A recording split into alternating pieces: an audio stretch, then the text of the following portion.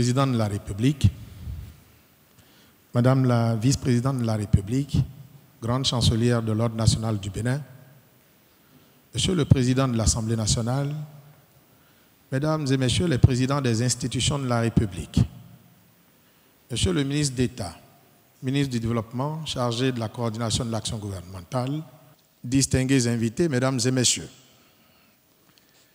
composante importante de l'armature institutionnelle en République du Bénin, le Conseil économique et social consacre l'entrée officielle en fonction des membres de sa 7e mandature à travers la présente cérémonie prévue pour se dérouler en 3 étapes ainsi qu'il suit.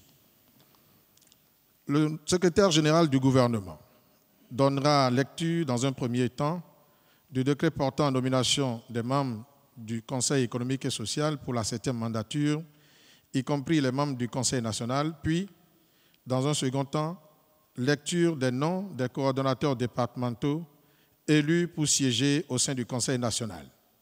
Cette étape sera immédiatement suivie de l'installation officielle des 10 membres par le Président de la République.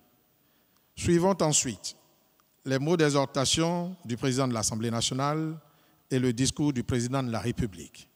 Enfin, les salutations d'usage, la photo souvenir et le départ du Président de la République mettront un thème à la présente cérémonie pour laquelle nous vous disons, sans transition et conformément au programme brièvement annoncé, inviter respectueusement Monsieur le Secrétaire général du gouvernement à prendre la parole. Chaque conseiller est prié de se lever à l'évocation de son nom. Merci. Décret numéro 2024-1415 du 11 décembre 2024 portant nomination des membres du Conseil économique et social pour la 7e mandature. Le Président de la République, vu la loi numéro 90-32 du 11 décembre 1990 portant Constitution de la République du Bénin, telle que modifiée par la loi numéro 2019-40 du 7 novembre 2019. Vu la loi numéro 2024-26 du 17 juillet 2024 portant loi organique sur le Conseil économique et social. Vu la décision portant proclamation le 21 avril 2021 par la Cour constitutionnelle des résultats définitifs de l'élection présidentielle du 11 avril 2021. Vu le décret numéro 2024-892 du 11 avril 2024 portant composition du gouvernement. Vu le décret numéro 2021-401 du 28 juillet 2021 fixant la structure type des ministères telle que modifiée par le décret numéro 2022-416 du 3 août 2022. Vu le décret numéro 2023-458 du 13 septembre 2023 portant attribution, organisation et fonctionnement du ministère de la Justice et de la législation. Vu le décret numéro 2024-1106 du 18 septembre 2024 portant modalités de désignation des personnalités des corps, des métiers et secteurs au sein des conseils départementaux et du Conseil national du Conseil économique et social. Sur désignation par le Président de la République, l'Assemblée nationale, la Chambre nationale d'agriculture, la Chambre des métiers de l'artisanat, la Chambre de commerce et d'industrie et par le ministre du Tourisme, de la Culture et des Arts. Le Conseil des ministres, entendu en sa séance du 11 décembre 2024, décrète. Article 1er. Sont nommés membres du Conseil économique et social au titre de la 7e mandature les personnes dont les noms suivent. Conseil national du Conseil économique et social, au titre du Président de la République, M. Baguidi Conrad Jean Mauriac. Au titre de l'Assemblée nationale, M. Amouda Issifou Razaki, M. Golou Emmanuel, M. Alassani Tigri. Président du patronat, M. Kotigan Eustache Gustave Sévier. Président de la Chambre de commerce et d'industrie, M. Akakpo Arnaud. Président de la Chambre nationale d'agriculture, M. Djetta Djouri Imali Herman. Président de la Chambre des métiers de l'artisanat, M. Imourou Soufianou. Personnalité du secteur des arts et de la culture, M. Degbo Stanislas. Article 2. Conformément à l'article 6 alinéa 3 de la loi numéro 2024-26 du 17 juillet 2024 portant loi organique sur le Conseil économique et social, chaque conseil départemental élit en son sein un coordonnateur et un rapporteur. Conformément à l'article 6, alinéa 4 de la même loi, le coordonnateur élu au sein de chaque conseil économique et social départemental siège au sein du Conseil national du Conseil économique et social. Article 3. La durée du mandat des membres du Conseil national et des conseils départementaux du Conseil économique et social court à compter de la date d'installation du Conseil national. Conformément aux dispositions de l'article 21 de la loi numéro 2024-26 du 17 juillet 2024 portant loi organique sur le Conseil économique et social, il expire 90 jours après l'élection du duo président de la République et vice-président de la République au cours de l'année électorale 2026. Article 4. Le présent décret, qui prend effet pour compter de sa date de signature, abroge toute disposition antérieure contraire, notamment celle du décret numéro 2019-199 du 17 juillet 2019 portant nomination des membres du Conseil économique et social pour la 6e mandature. Il sera publié au journal officiel. Fait à Cotonou le 11 décembre 2024 par le président de la République, Patrice Talon. Les coordonnateurs départementaux dont les noms suivent sont élus par département ainsi qu'il suit pour siéger au sein du Conseil national du Conseil économique et social. Département de l'Alibori, M. Zorobouragui Sero. Département de l'Atakora, M. Bangana Gilbert. Département de l'Atlantique, M. Tony Cyprien. Département du Borgou, Madame Kissira Moura Djamila, épouse Faladé. Département des Collines, M. Okounde Kotikpa Jean-Eudes. Département du Koufo, M.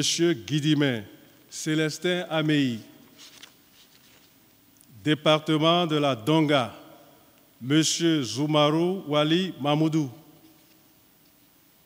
Département du Littoral, M. Nyolonfou Isidore. Département du Mono, M. Gagnon Comblan Charles. Département de l'Ouémé, M. Hunsa Victor Mitondi. Département du Plateau, Madame Bissiriou Eniola Awaou. Département du Zou, M. Kendiaoudé Zéphirin. Merci. Distingués invités, mesdames et messieurs, conformément au programme annoncé à l'entame de cette cérémonie, l'honneur m'échoit à présent d'inviter très respectueusement Monsieur le Président de la République à procéder à l'installation des membres du Conseil économique et social. Mesdames et messieurs les conseillers, je vous déclare officiellement installés dans vos fonctions de membres du Conseil national du Conseil économique et social, 7e mandature. Félicitations.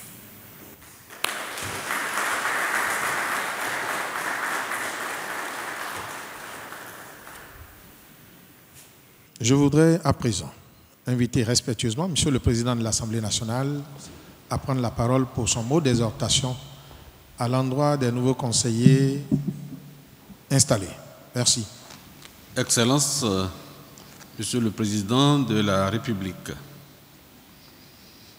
Madame la Vice-présidente de la République, Grande Chancelière de l'Ordre national, Mesdames et Messieurs les présidents d'institutions de la République, Mesdames et Messieurs les membres du gouvernement, Mesdames et Messieurs les membres du Conseil économique et social, Mesdames et Messieurs, en novembre 2019, le pouvoir constituant dérivé a décidé de modifier la Constitution. Cette actualisation de la Constitution a permis de donner des habits neufs au Conseil économique et social par le vote de la loi organique portant la dite institution en juillet 2024 afin d'assurer sa modernisation pour mieux répondre aux défis sociaux, économiques et politiques contemporains. Vous avez été choisi pour en être le porte-étendard. À cet égard, l'on ne manquera pas de constater que la réforme de l'institution a pour but de faire du CES l'un des principaux remèdes aux politiques publiques relevant de sa compétence, tout en lui donnant une place importante dans le concert des institutions de l'État. En effet, la gouvernance a besoin d'espaces susceptibles de faciliter et d'éclairer le processus de décision politique et d'apaiser les conflits. C'est à cela que vous êtes appelés par la République. Ainsi, l'attente que l'on espère du Conseil économique et social est qu'il soit un forum laboratoire de conciliation des idées entre les milieux sociaux professionnels et l'intérêt général. C'est la raison pour laquelle on estime que les défis actuels du CES sont tels que la capacité à se projeter vers le futur en plaçant le secteur tertiaire au cœur des problématiques lui permettra d'anticiper. Tout comme Jean-Paul Delevoye, je suis de ceux qui pensent que le rôle d'un conseil est d'éclairer la décision politique et non de parasiter le processus décisionnel. C'est assurément pourquoi une refonte institutionnelle a été opérée par le législateur. Il peut paraître prétentieux de vouloir donner des conseils à son conseiller. En pareille circonstance, il me paraît plus judicieux de rappeler ou d'évoquer les missions ou les attributions relevant du cahier de charges de l'institution dont vous êtes membre. L'institution dont vous êtes membre a pour principale mission d'assurer la participation de la société civile à la politique économique et sociale du gouvernement, tout en assurant la promotion d'un dialogue constructif entre les différentes catégories socio-professionnelles de notre nation. elle doit également contribuer à l'évaluation des politiques publiques. De même, vous avez de nouvelles fonctions. Une fonction de relais, une fonction de relève et une fonction de collaboration. S'agissant de la fonction de relais, vous servez désormais de pont qui relie les citoyens au gouvernement. À ce titre, l'article 1, alinéa 7 de la loi organique précise que le CES assure diligemment le relais des demandes et des attentes des populations auprès des institutions de la République pour l'épanouissement socio-professionnel de nos concitoyens, le renforcement de la paix et de la cohésion nationale. Il s'agit d'abord du relais des attentes socio-économiques de nos concitoyens. Et à ce propos, le CS recueille et relaie les préoccupations des citoyens aux décideurs politiques et économiques. Cela inclut des recommandations pour améliorer les conditions de vie, promouvoir l'emploi et garantir le développement inclusif. Ensuite, cette fonction de relais a pour finalité, d'une part, le renforcement de la paix et de la cohésion nationale. Ce faisant, le CES contribue à une gouvernance participative qui prend en compte les diverses sensibilités sociales et culturelles. Cette approche est essentielle pour désamorcer les tensions et renforcer l'unité nationale. D'autre part, de manière indirecte et à titre incident, cette fonction est une condition sine qua non au développement durable. En analysant les problématiques locales et globales, le CS propose des solutions adaptées pour favoriser l'épanouissement socio-économique des communautés tout en respectant les objectifs de développement durable. En ce qui concerne la fonction de relève, elle désigne un rôle ou un mécanisme par lequel le CS agit comme un intermédiaire ou un successeur pour prendre en charge des responsabilités ou des tâches, soit pour assurer une continuité, soit pour porter des attentes. Cette fonction de relève peut être appréhendée sous l'angle de la vulgarisation, de l'appropriation des textes législatifs, des décisions et règlements publiés par les autres institutions de la République. Et en effet, cette fonction de vulgarisation des textes dévolus à l'État permet au CES, sous le sceau de la fonction de relève, de sensibiliser les citoyens. Dans ce sens, celui-ci assure la relève de l'État dans ses domaines de compétences.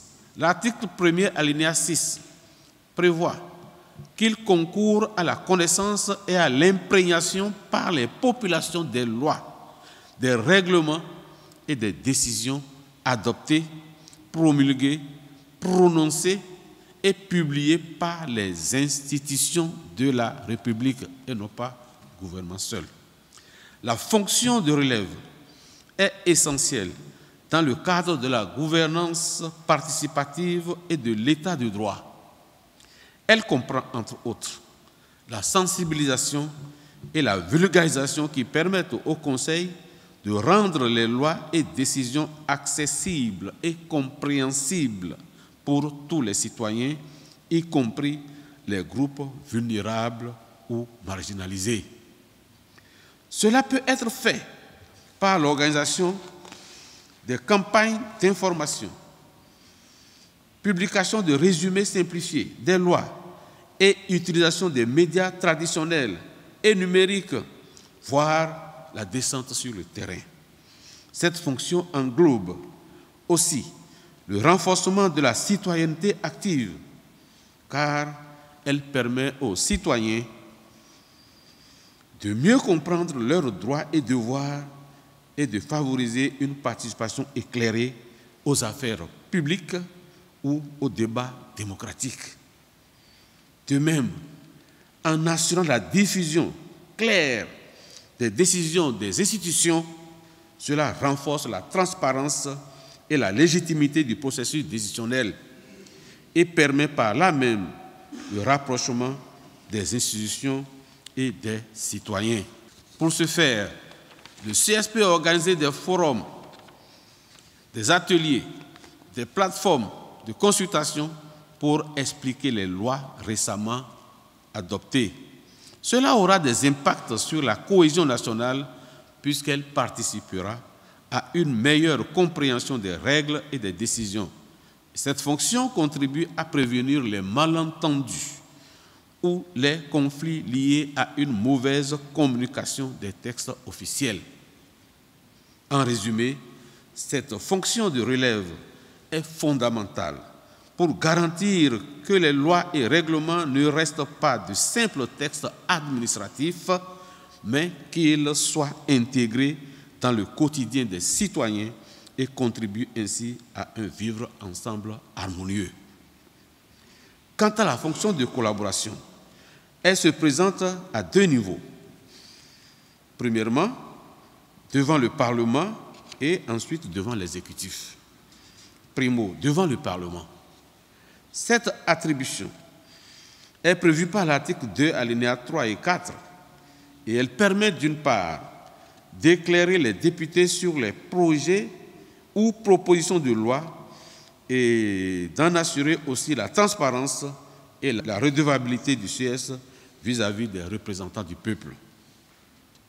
Elle permet surtout au président du CES de mettre à la disposition des députés une expertise indépendante pour éclairer leurs travaux législatifs en facilitant la prise de décision. Les recommandations du CES sont utilisées pour orienter les politiques publiques et les projets de loi. C'est pour cela que la loi dispose que les députés s'en inspirent dans la suite de leurs travaux. Secondo, devant l'exécutif. Le président du Conseil économique et social présente chaque année, en septembre, des avis et des recommandations au gouvernement en vertu de l'article 2, alinéas 5 et 6, qui dispose, bref, que à ce niveau, ils doivent être des conseillers de l'exécutif. Et ces avis permettent d'éclairer l'exécutif sur les défis économiques et sociaux majeurs, tout en intégrant les attentes des populations. Cette présentation est réalisée dans un cadre consultatif, conformément aux attributions du CES, qui inclut l'examen des projets de loi touchant les domaines économiques et sociaux. Ces avis sont très étendus et dont les recommandations portent sur des questions se rapportant aux matières sociales, économiques, environnementales, scientifiques, artistiques, culturelles, touristiques et de formation technique et professionnelle. En définitive, cette présentation annuelle est un pilier du fonctionnement démocratique garantissant que la voix des acteurs sociaux soit intégrée dans les politiques publiques pour un développement équilibré et inclusif. Cette démarche vise à renforcer la pertinence et l'impact du CES dans l'élaboration des politiques publiques et dans l'accompagnement des institutions républicaines du pays, tout en facilitant la communication entre les différentes parties prenantes et en s'alignant sur les besoins évolutifs de la société béninoise. Cette présentation symbolise l'importance d'une démocratie participative où les avis des acteurs économiques et sociaux sont intégrés au processus législatif et gouvernemental. Pour pouvoir assurer toutes ces fonctions de conseil des pouvoirs publics constitutionnels, exécutifs et parlement, il est consacré une indépendance de l'institution et la garantie de l'impartialité des membres du Conseil économique et social. C'est d'ailleurs la raison pour laquelle le régime d'incompatibilité a été prévu pour prévenir les conflits d'intérêts. Et pour cause, le CES est une institution, c'est-à-dire un organe de réflexion et de conseil. L'impartialité de votre office est donc le gage de la crédibilité et de la légitimité des activités du CES. Au regard de tout ce qui précède, vous êtes des conseillers appelés à être proches du peuple et de ses représentants, à l'écoute du peuple. C'est au prix de cette double proximité que vous pourrez garantir l'effectivité de la démocratie telle que définie par Abraham Lincoln. Le gouvernement du peuple, par le peuple et pour le peuple. En conséquence, il vous appartient désormais, après avoir pris connaissance de toutes ces attentes de la République, d'apporter votre pierre à l'édification harmonieuse de notre cher et beau pays, le Bénin, pour que la dynamique de développement amorcée depuis 2016 puisse continuer. Je vous remercie.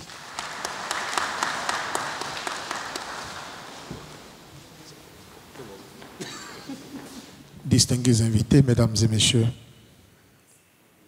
permettez-moi à présent d'inviter très respectueusement Monsieur le Président de la République à prendre la parole pour son discours de circonstance. Mesdames et messieurs les conseillers, nous y voilà enfin. Après le message d'exhortation du président de l'Assemblée nationale, il ne me reste qu'à féliciter avec enthousiasme chacun de vous, membres du Conseil national, du Conseil économique et social, ici présents, ainsi que les 96 autres membres des conseils départementaux restés dans leur localité et représentés ici par les 12 coordonnateurs départementaux. Félicitations. Je vous exprime mes vœux de succès impératif, car vous aurez, en un temps record, l'obligation de délivrer. Parce que le Conseil économique et social, tel qu'il était, défié, et ayant justifié sa réforme, a besoin maintenant d'être révélé dans ses prérogatives. C'est pour ça que vous qui venez d'être installés officiellement dans vos fonctions, vous avez l'obligation de donner au peuple béninois une autre lecture, une autre compréhension, une autre appréciation du rôle pertinent du Conseil économique et social. De votre efficacité dans la contribution permanente à la mise en œuvre d'une politique pertinente de développement équilibré du territoire et des secteurs dépendra la longévité d'une institution donc longtemps galvaudée et maintes fois en passe d'être effacée des institutions de la République. Si la rupture n'a pas eu raison du Conseil économique et social, il faudra, et je le souhaite de tout mon cœur, que ce soit lui, le Conseil économique et social, réformé, qui ait raison de nos appréhensions. Et la suite de la conduite des institutions de la République, de la confirmation de leur pertinence, de leur réforme ou de leur suppression dépendra désormais de l'image que vous allez donner à cette institution que nous confirmons pertinente. Si vous ne parvenez pas à le faire, les prochaines réformes risquent d'effacer, de supprimer le Conseil économique et social. Vous mesurez l'ampleur de votre mission. Encore félicitations et du courage. Bon vent au Conseil économique et social.